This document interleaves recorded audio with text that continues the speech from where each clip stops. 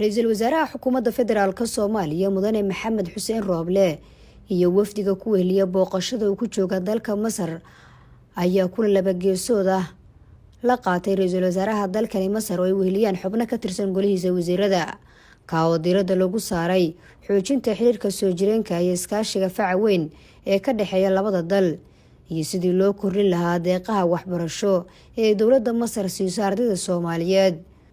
fududeynta socdaalka ganacsiga iyo maalgashiga labada dhinac ayaa waxay iska xog wareysteen muhiimadda ay leedahay xoojinta xiriirka walaaltinimo ee ka dhaxeeya labada dal iyo labada shacab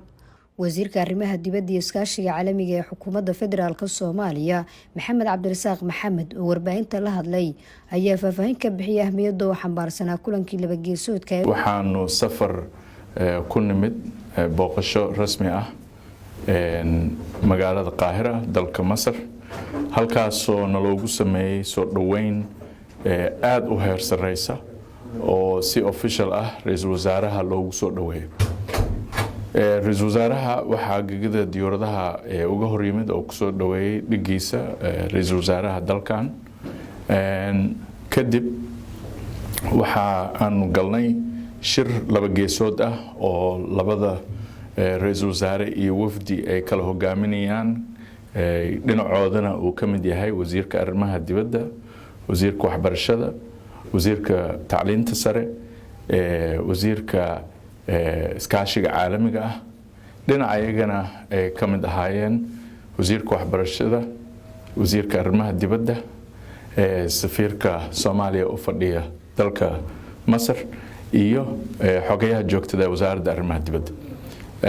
shirkan waxaa looga hadlay arrimo badan oo ku saabsan si xoojinta xiriirka labada dal oo ay ka mid ahayd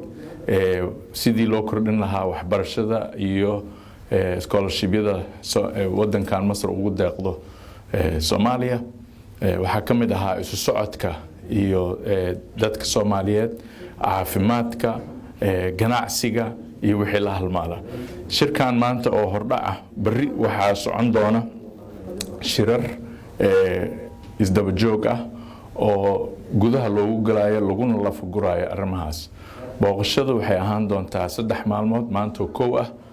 barito iyo saad dambe insha Allah kadibna way soo gabagaboobi doontaa aad iyo aad u mahadsantiin Nasr Bashiir Ali warbaahinta qaranka magaalada Qaahira.